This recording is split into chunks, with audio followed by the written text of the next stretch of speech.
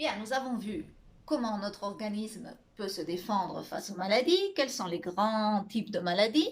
Maintenant, nous allons voir un petit peu comment nous pouvons aider notre organisme à lutter contre les maladies. D'accord?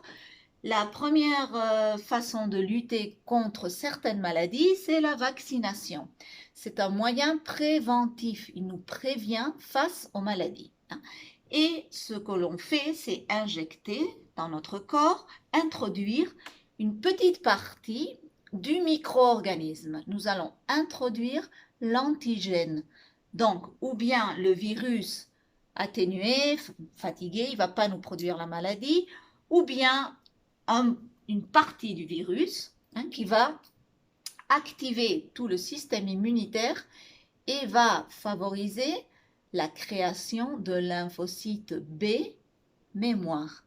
Ces lymphocytes B mémoire vont être vigilants, vont regarder, vont circuler dans tout notre corps, et si le virus essaie de rentrer à nouveau, ils vont rapidement l'éliminer et il ne produira pas la maladie dans notre corps. D'accord? C'est la façon dont fonctionnent les vaccins.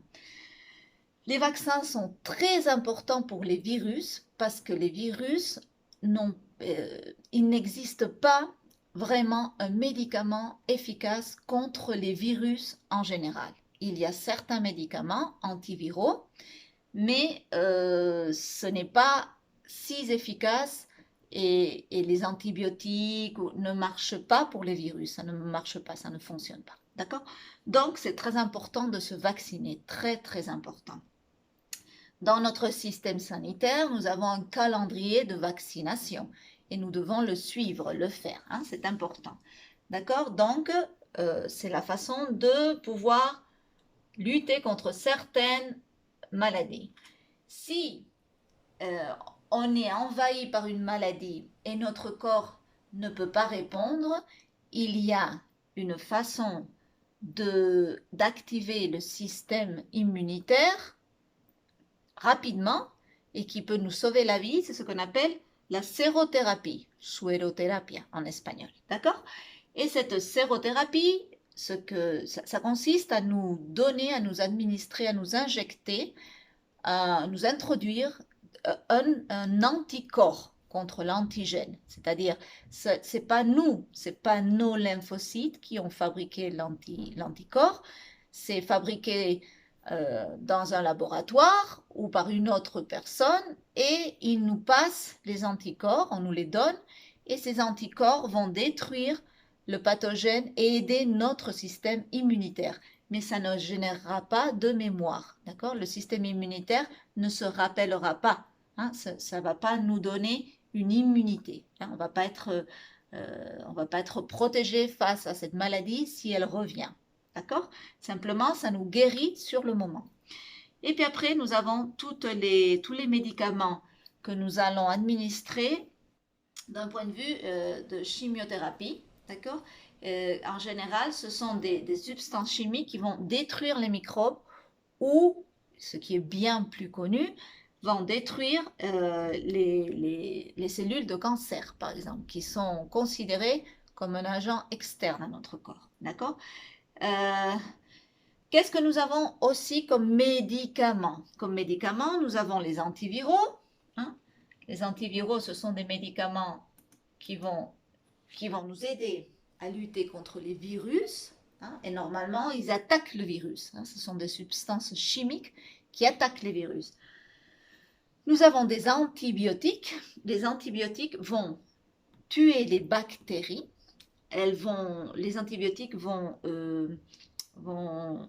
empêcher les bactéries de grandir, de pouvoir se reproduire. Et on les utilise quand on a une infection bactérienne. Les antiparasitaires sont ce qu'on va prendre quand on a un parasite intestinal, par exemple. Et les antifongiques ce sont le groupe de médicaments qui vont empêcher les champignons de nous attaquer. D'accord? Donc nous avons plusieurs médicaments pour cela. C'est très important.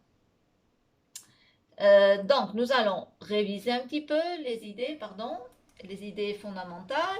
Hein. Nous avons donc des organismes qui peuvent nous attaquer. Selon leur position, nous aurons les défenses externes, les organismes qui sont externes, et c'est la peau et les mucoses qui vont nous défendre.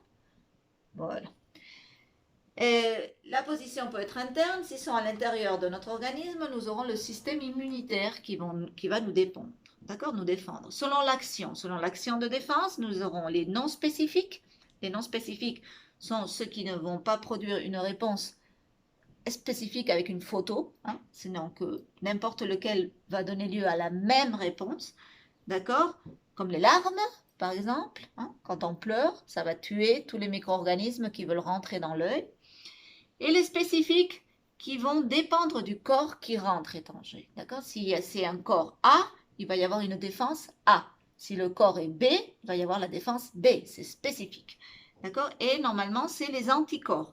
Chaque micro-organisme a un anticorps différent dans notre corps. Un produit, une réaction qui génère un anticorps différent. Et selon leur façon d'apparaître. Donc, il y a les défenses innées. On les a en naissant, quand je nais, j'ai ces défenses, comme la peau, par exemple, ou les muqueuses, ou les macrophages, c'est inné, d'accord? Ou bien acquis. Pourquoi on dit acquis? Parce qu'elle se produit quand je rentre en contact avec un micro-organisme. Et donc, je l'acquiers. C'est nouveau. Je n'ai pas, quand je suis née, quand j'étais un bébé, je ne l'avais pas. Et quand j'ai eu ma première grippe, mon corps a appris à se défendre contre la grippe. D'accord? Donc, je vais produire un anticorps contre cet antigène. Hein, et donc, c'est une acquisition. Ce n'est pas inné. Alors voilà pour un petit peu disons le résumé général. Hein, j'espère que vous n'avez pas de doute et sinon, ben, vous pouvez me contacter et me poser vos questions. D'accord?